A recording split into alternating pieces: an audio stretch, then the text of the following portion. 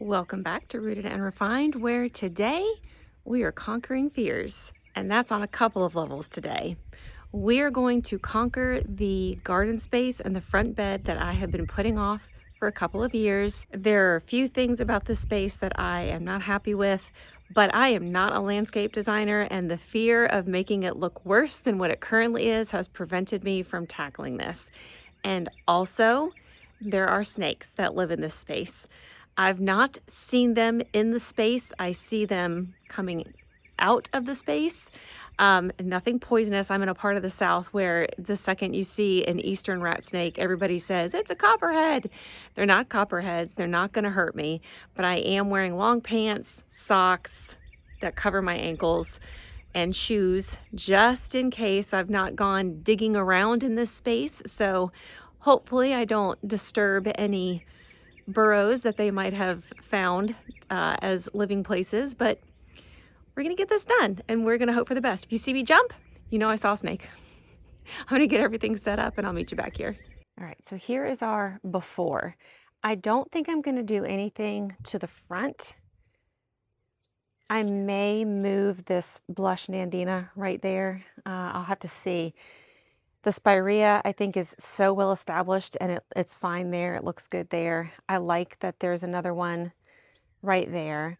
And I like the flowers in the front. So I think I'm happy with the front. What bothers me mainly is these two gardenias. I trimmed them down. They've been thinning more and more every year. They do get part sun. This one probably gets more full sun than this one.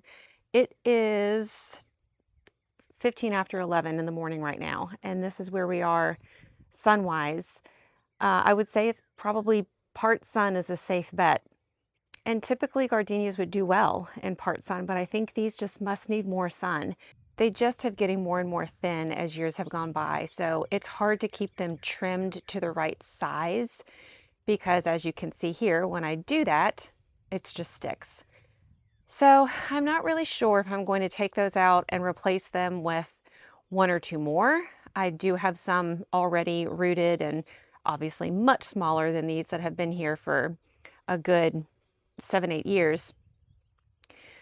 But I do love them. I love gardenias. So it's heartbreaking to have to take them out and not put another one back in. But we'll see. So I'm going to take those out, and then I want something in this corner. I want some height over here in the corner. So I've got a Camellia, which I've gone ahead and brought over to the front. And I'll show you the tag on it. It's a Camellia Japonica. You can tell with the leaves, Camellia Japonica leaves are larger than Camellia sasanqua leaves. And so this Camellia is, I'm probably going to butcher this, Mathotiana Rubra. I love that nice deep pink, almost red color with that purple veining. This one will get full height 6 to 10 feet tall, which is no problem where I'm going to put it. The problem that I might have with it is it will also get 4 to 6 feet wide. So I may have to be pruning it a good bit to keep it from blocking that window. But I think it will look great in the corner and I want to try it. First things first, we're going to take these gardenia out. These are well established, well rooted. So this is not going to be easy. While I'm doing this, let's talk a little bit more about what I mentioned in the beginning about the potential of seeing snakes back here. While I don't want to see them, I am not concerned at all about snakes being back here. In fact, they're helping. A good garden supports multiple living things. Snakes help to eat the moles and the voles that damage my plants. They also, we have woods next to us. They help control the mice population. So it doesn't bother me at all that there are snakes here. I would just prefer not to see them, and they would prefer not to see me. I'm hoping today we both get our way. It's a little bit of a lesson in life too, right? That we can tie back to the garden. How it takes all kinds of different things to make the garden grow. And how if we support and appreciate the differences, we'll have a better garden, a better environment in which to thrive. Sometimes in the world today, we don't always see that support and appreciation for differences, but it's important. I do see signs of snakes throughout the property from time to time. A couple of weeks ago, maybe not even a couple weeks, we saw a baby eastern rat snake right on the other side of this bed on the sidewalk. And every now and then when I'm pruning, or actually earlier today, just walking in the backyard, I'll find a snake skin. But like I said, they are welcome here as long as they're not poisonous.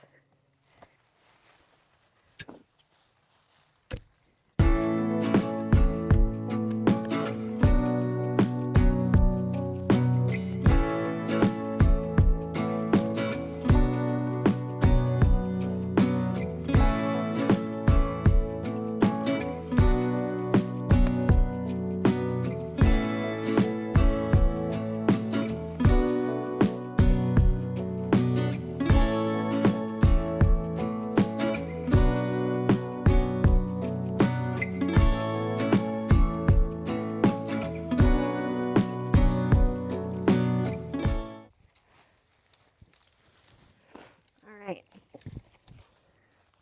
that's got it out of the ground. I want to save as much of this soil as I can. Also make this less heavy.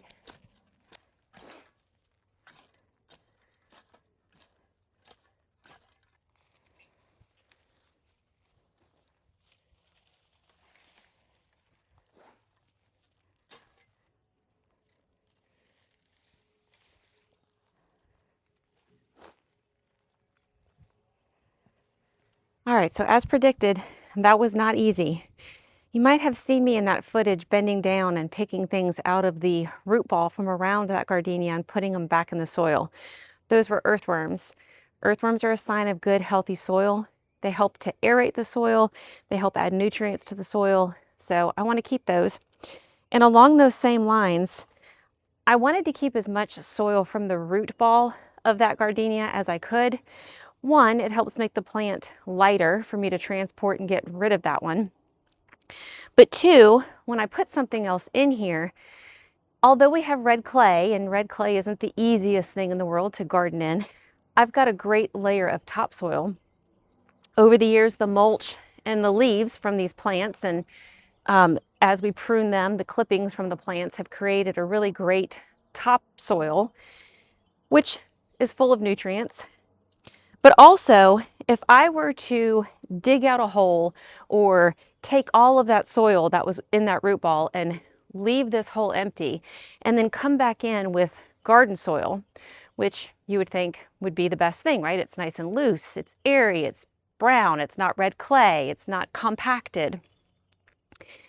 If I were to put that in this hole and plant something in that, one, it's going to sink a lot because it's not compacted. Two, it acts as a bowl. If you put all of that in a hole of red clay, the moisture and the water will tend to sit in that area. It just doesn't absorb water the same. So then you're creating potential for root rot for your plants. So I want to save as much of this as possible. And why wouldn't I? It's great soil. We're going to tackle this guy right away. I'm going to bring out the pruners. You saw I had to bring out the big guns on that last one. I had to bring out the pickaxe and the pruners to get some of these bigger branches off so I could get closer to the root. Hopefully, I'll make it easier on myself doing this from the get-go.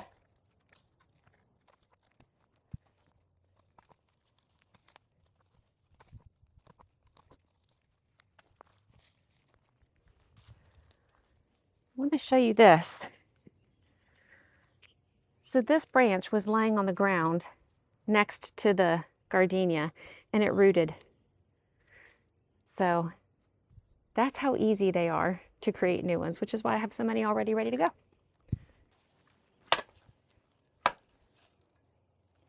Got a nice little rock there.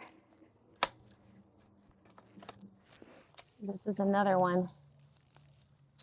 This is a new plant. This is separate.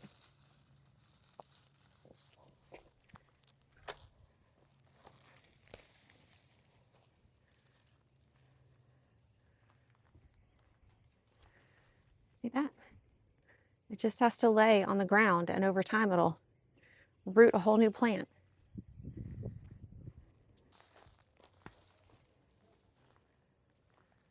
Look at that one. Nature's amazing, isn't it? Virginia creeper, very invasive here in the South. Oh, there's a snake. See him? Little eastern rat snake.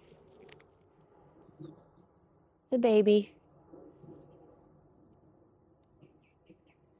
I want to show you what I'm talking about when I say the red clay versus the topsoil. So you see that hole is red clay, right? But then if you look at the top, and it goes down a good bit, that's all soil that, having this mulch and organic matter over the years, has created. That's what you want. You want to see good, healthy topsoil. The clay was here, right? I'm never going to make this look like this. But when you have all this organic matter that breaks down and feeds your soil, anything can grow in it. It doesn't matter what kind of soil you have, as long as you're amending it, making sure it's got good bacteria in it, not killing off all of the good things. So when you see those different layers in the soil, and look at this, isn't this interesting that it's even got what looks like a vein in the clay?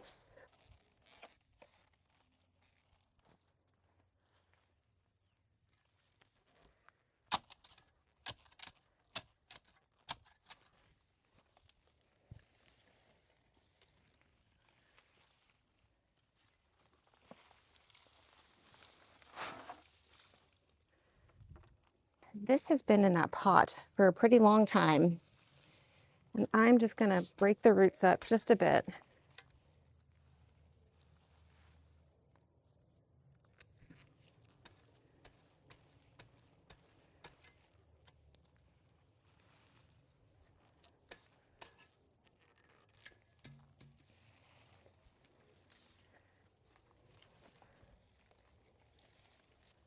All right, like with anything, any tree or shrub, I'm planting this just a bit high.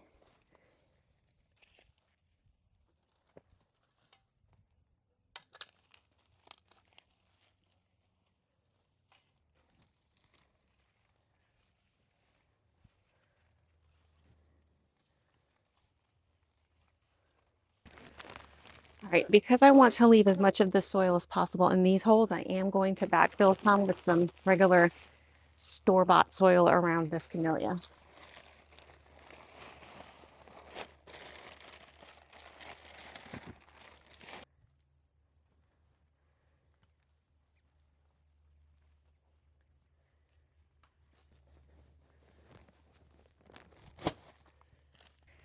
All right, I will do a whole episode on mulch at some point. I use hardwood mulch. I like that it breaks down, but it also provides a little bit of a mat on the top. It's so fine that it kind of bonds together and helps keep weeds out. Obviously, I want to protect around this plant, so we're going to mulch it. Going to help with temperature regulation, moisture regulation, but it's also going to keep the soil in place. Right, and that's also where planting high helps. I planted this to where that root ball, the mulch just goes right next to that root ball and not against the trunk of the plant. That could hurt the plant later on. If you have that organic material next to it, choking it out, that's detrimental to the plant. So you want the mulch around the base of the plant, but not touching the stem of the plant. All right, that is done. All right, so this is what we're left with for right now. And this is where I need to make those decisions that I don't like making. I need to fill in where those gardenias were. I think I am going to use a gardenia that I already have to put right here where I saw today it gets more sun. I don't know what I'm going to put over here. So I'm going to head over to the nursery.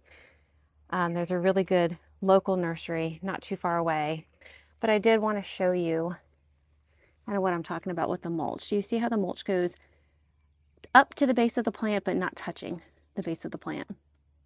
All right, so I'm going to get this watered in. I'm going to go figure out which plants to try in this space, and we'll get this project done later. I'll see you soon. All right, I made it back from buying the plants, and I'm excited, y'all. I can't wait to show you what I got. I've got everything laid out where I want to plant it, and it's going to look a little sparse to start with, but things will fill in, things will grow. I got a couple of things to help fill in the space while things do grow, but I'm going to turn the camera around and show you what I got. All right, so here's our space that we're going to fill.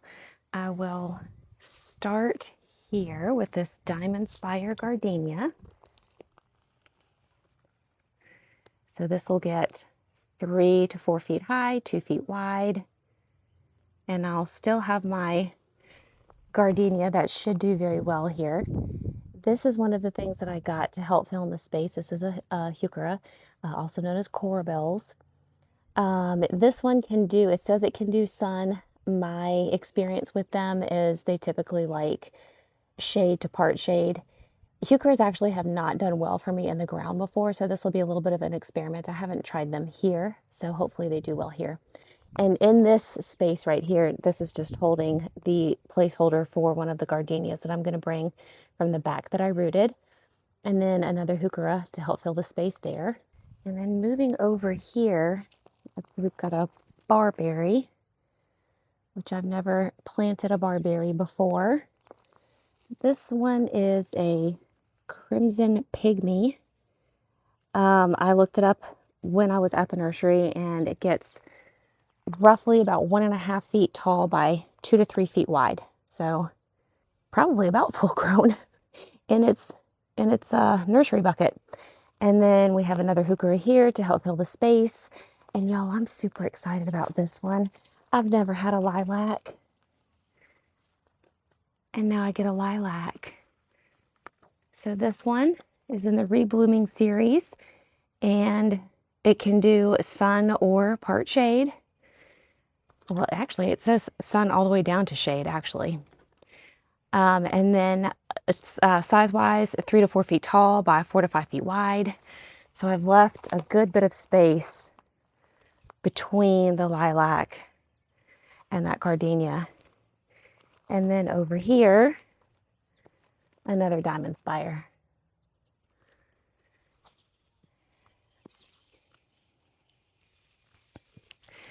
While I was at the nursery, I found a couple of more heuchera that I thought would look good around my crepe myrtle. I did test to make sure we have a lot of roots around this. Anybody that's planted around a crepe myrtle knows that they can be hard to plant around with the root system. But I think I can get, because these are smaller size, I can get all 3 of these in here. So I'm excited. Let's get these in the ground. Also, while I'm planting this lilac, that snake was not an eastern rat snake. It was a DeKay's brown snake. And actually, that snake, based on the internet research that I did on it, was about full grown. A tiny little guy. I do see a lot of rat snakes around here when they're full grown. They're quite large and all black. And I know that they have those brown markings when they are babies. But the markings on, I went back and watched the video, the markings on that snake's head were pretty indicative of a brown snake, a DeKay's brown snake. So just wanted to correct myself there. The moral of the story is, if it's a good snake, leave it alone. Just checking for height. I've got this hole nice and wide. Give it some space to root out. Got rocks in the soil. I don't want rocks in these holes, so as I see them, I'm going to take them out. And like any shrub, I will plant this high. You can see my soil line is right there. The top of the plant is about right there. It's about right. See, top of the soil line is about here. Top of the plant is just a little bit higher. So once I fill this in and mulch, the mulch will just hit right at the top of that plant.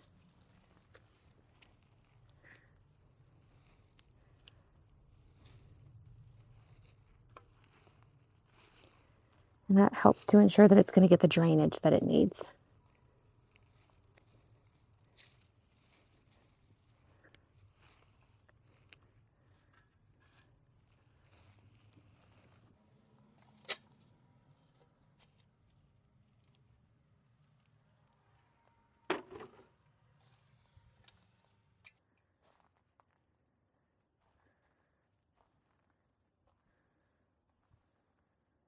All right, I'm going to go ahead and get everything else on the ground, and I'll bring you back and show you the finished product. All right, y'all, finally done. That was a lot of work, and I finished just in the nick of time. The sun is starting to set. I still have to get these things watered. I will mulch a different day. I'm just tapped out for today. It was a lot of work, but so worth it. I'm going to flip the camera around and show you what we've got. Here's the main part of the project, the whole reason that I came out and started gardening today. Everything's in the ground. I just love it. And this is a good lesson. Face your fears. I've been putting this off for so long, just not sure that I could improve upon what was already there. I think it's going to look so beautiful when everything starts filling in. It really does already look better. And then we'll swing around to an unexpected project. Planting those heuchera under the crepe myrtle. And when you see with the sun shining on them, look at that. It almost looks like stained glass. They're so pretty. They're so bright. I was admiring them earlier as the sun was going down. And then swinging around to the other unexpected part of the project, adding in the St. John wort. So I added in 5 of them. 1, 2, 3, 4, and then a 5th one right there. Look at these salvia with the bees.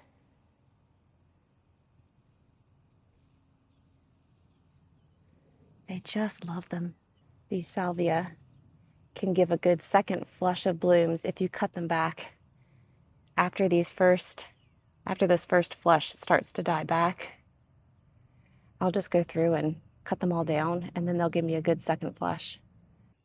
Do one more look before I get everything watered in.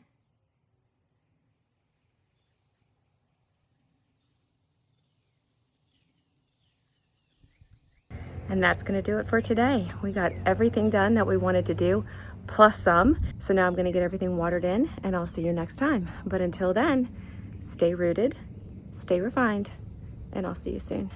Bye.